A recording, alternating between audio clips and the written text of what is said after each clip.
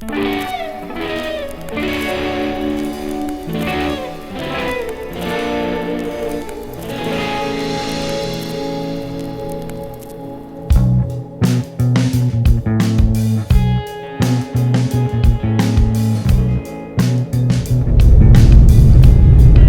so it's early Sunday morning. We're going to the record show and gotta go by the bank first. In the car, seatbelts are on, all that stuff. Canvas bag to carry my records. I have oftentimes at these shows they'll have a card that advertises the show that if you have it, you get it a little bit cheaper than if you don't have the card. So I have that. Just got to go by the bank, pick up my funds, and gotta buy some records. Here we go. And as you can see, I've gotten here early enough to where the vendors are still loading in. Yeah, that's a pretty good one. I think look at that. No, I don't blame you. Yeah, we're trying to get at some point. I know they can be that.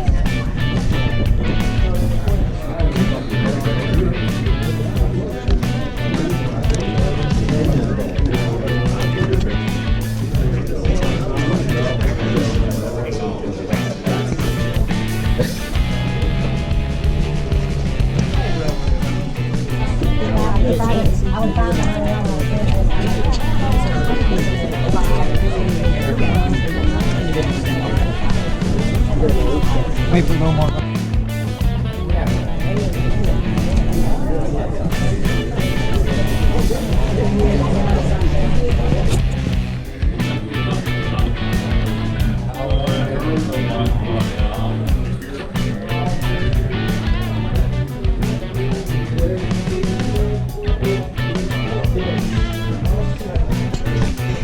Yeah, I got a few Richard Chamberlain singles from yeah. But yeah, I got close to you. I don't know. That's actually a C-side. Yeah, I should get with the other. The theme was that. No, it was one of the later ones. Yeah. Oh yeah. 30 years.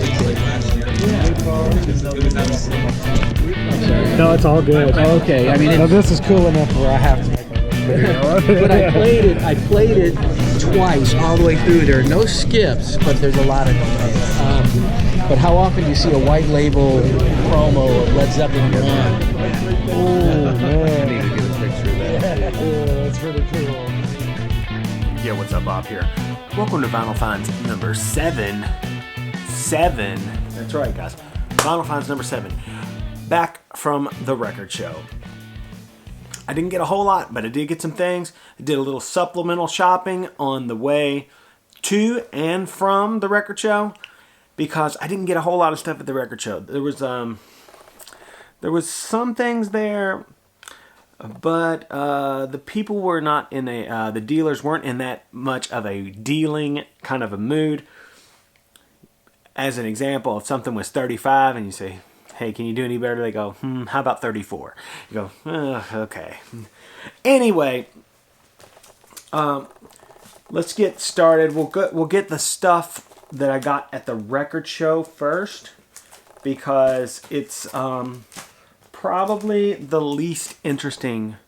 Well, I don't know. It might be kind of cool. Some cool stuff. And then we'll get into some other things.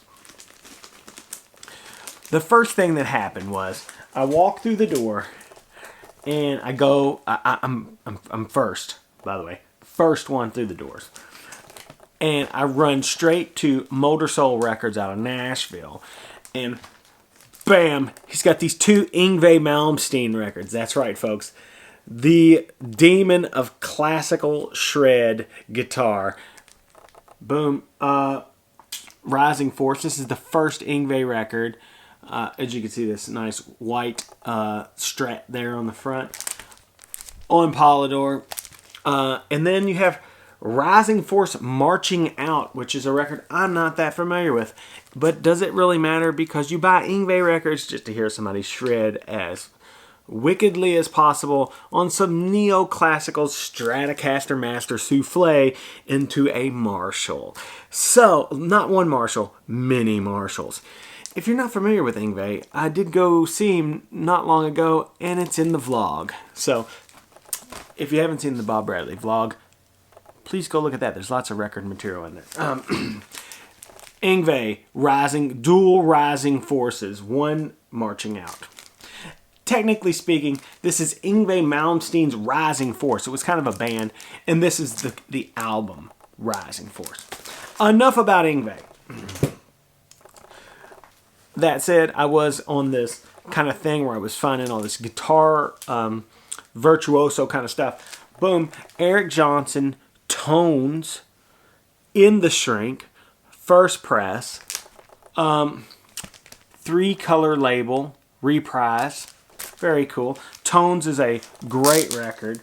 I paid $7 for it. Funny thing is, originally from Turtles Music, $6.99. I only had to pay a penny more after all these years. Eric Johnson's Tones, pretty good record, really. If you know Eric Johnson, some more Stratocaster flavor stuff, more Marshalls, way different vibe than Yngwie. Not a lot of neoclassical stuff going on here, but some pretty hefty shredding going on. So, all right, now that the guitar stuff is out of the way, not quite, but mostly, moving on to what I think is the jewel of my record show experience. Booyah! James Brown and the James Brown Band. Ain't it funky? I like to keep it funky, okay? And look how clean this is. You don't find a whole lot of clean James Brown on the King label. This is the club version on King. And basically what that means is somebody,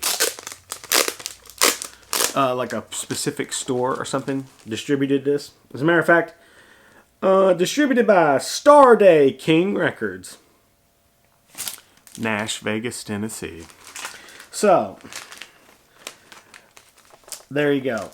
This super clean Ain't It Funky was my Record Store Day jewel that I was very happy to get. Love James Brown, folks. Love James Brown. Alright. Supplemental record buying. Oh wait, I got one more thing at the record show. Bam! Guns N' Roses 7-inch in the original sleeve. Welcome to the Jungle on A side. Mr. Brownstone on the B side. What? Yes. Look, I'm going to reason with you here. I don't have Appetite for Destruction or the Lies record on vinyl because I will not accept anything but the original cover to Appetite and the uncensored inner sleeve to Lies. If it's not those two things, I don't want them. But know this, as a young man, I worshipped the U.S. cover to Appetite for Destruction. I used to sit around and draw that cross, put those little skulls in there. But I want that original cover, the band cover. All right, so I did not get the Appetite. I seen Appetite and Lies there. A couple different vendors had them. Could have got both of those records for around $80 with the temporary tattoos and everything, but I had to pass. Supplemental record buying. Secret Spot #1 produced 3 pretty cool records.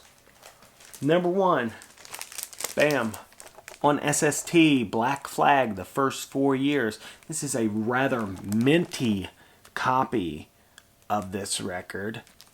Really cool. And, you know, mostly all these songs are Greg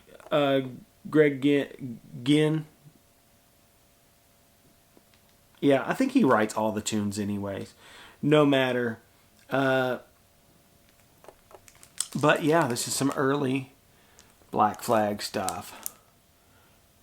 Pretty cool. Pretty cool. Happy to get that.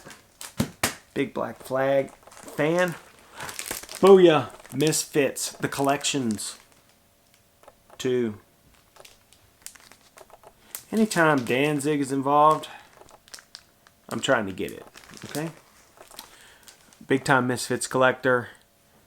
Had to have it. Last but not least, coming in for $3.99. David Grisman. Mando. Look at this cover. Look at this. This is amazing looking. Amazing cover art. Mint condition. A joy to listen to, by the way. It's like 5 different very vintage mandolins that made this album.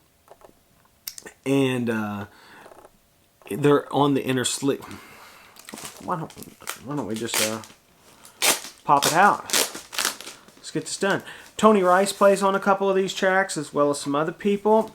But, you know, Tony is an acoustic guitar force of nature. Playing Clarence White's oversized Hole D28. Here are the mandolins responsible for this record. Looks like here it says that we have a 1915 H4, a 1925 F5, a 1908 F4, and a 1923 Lloyd Loar F5. Bam.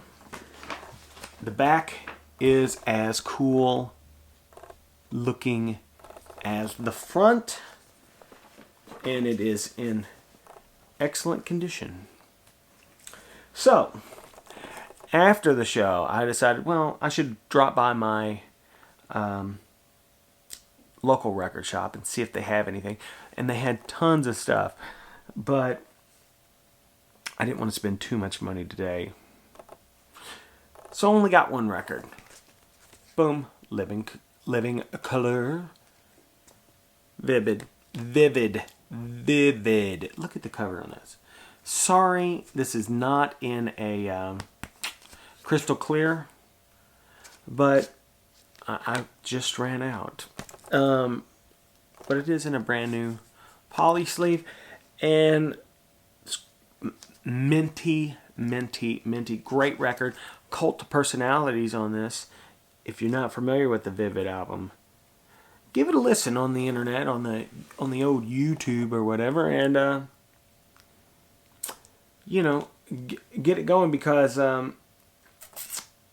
yeah, it's got a lot of cool stuff on it. Vernon Reed's in this band, and he is a ripper, bit of a Cal Ripper Jr. Living Colour. Vivid. So that is all of the records that I got at the show and around town. And that reminds me, last week I think I did a thing about autographed records, and I left this one out. Boom. Eric Johnson via Musicom, signed by Eric Johnson.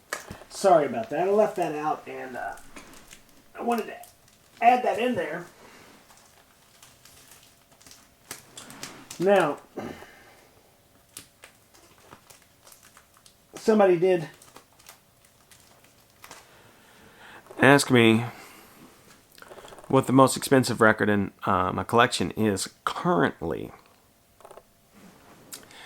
And that's not hard. I know exactly where it's at, I think. Let's see.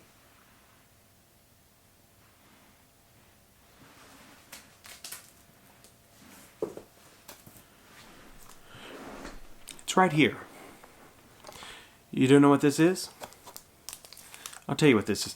This is the front. The back looks better than the front. I'll show you the... I'm kind of scared to even open this up right now, because last I checked, it sells for around $500, and we're talking in the medium category on Discogs. Not the high, the medium. This is Esperanza Spalding's Exposure. These were numbered, signed, and very limited. This is a piece of a lyric sheet that they wrote when they were writing the songs. It's a signature here. Another signed record. What? Anyway, it's a very hard to get record. Very rare. Going for about $500 right now.